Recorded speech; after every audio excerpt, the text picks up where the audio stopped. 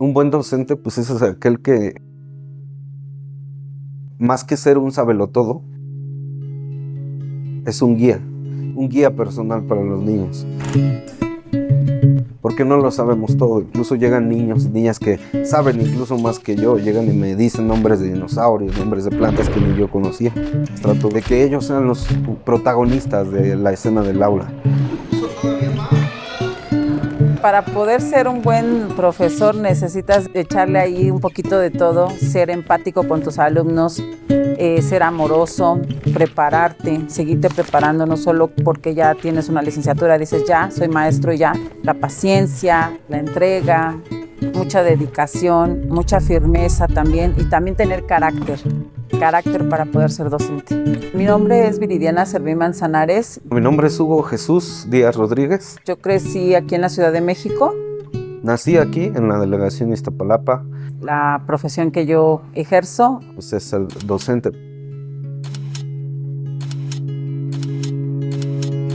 Cuando entré a la docencia yo dije, mis problemas se quedan afuera. Yo aquí ya no tengo lágrimas, yo aquí no tengo problemas, yo aquí con ellos soy totalmente para ellos, trabajo con ellos y me olvido de mis problemas. Si vas a estudiar la docencia tienes que tener en cuenta todas sus ventajas y desventajas. Y una de ellas pues es el tema económico. No es un trabajo en el que hagas una hoja de Excel y te feliciten porque hiciste bien tus cuentas, sino es un trabajo más que nada que te llena el corazón. Cuando no tenemos vocación y muchas veces dices, bueno, es que es la carrera que hay, no te dediques a esto. No lo hagas porque en lugar de dar herramientas a los niños y niñas, los vas a dañar.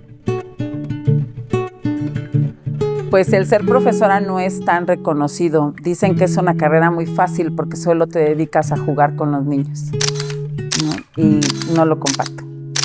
Para mí el ser profesora es un reto muy grande porque tenemos una responsabilidad, tenemos no solamente una vida, sino muchas vidas a nuestro cargo.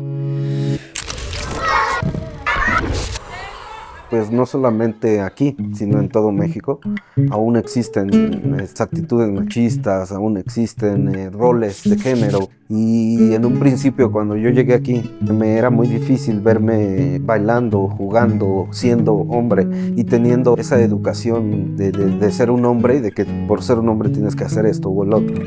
Y después me di cuenta de que no estaba haciendo ningún mal, al contrario, ¿no? Estaba haciendo mi trabajo y son los problemas que viven día a día con los niños.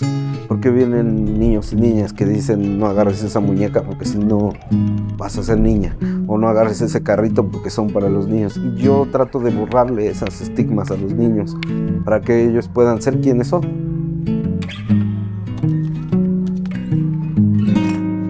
Esta zona está catalogada como punto rojo. El punto aquí de delincuencia es muy alto. Son las 7 de la noche y ya no hay gente.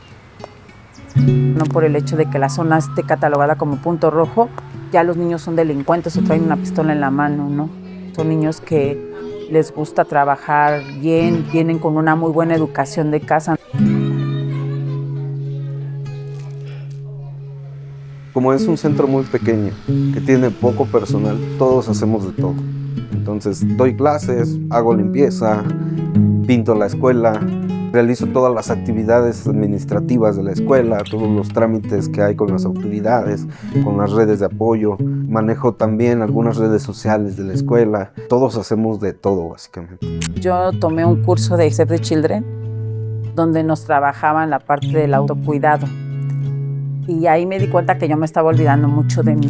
Me preparaba en todo, me preocupaba por todos los demás, pero me estaba olvidando de mí. Y ese curso a mí me confortó muchísimo y me hizo valorarme, que principalmente si yo estoy bien, todo mi entorno va a estar muy bien.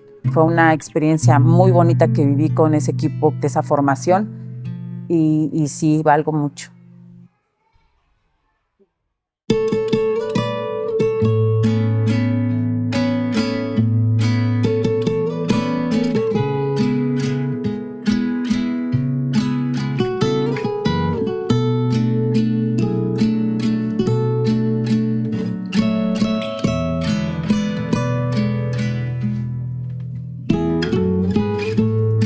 Los años van pasando,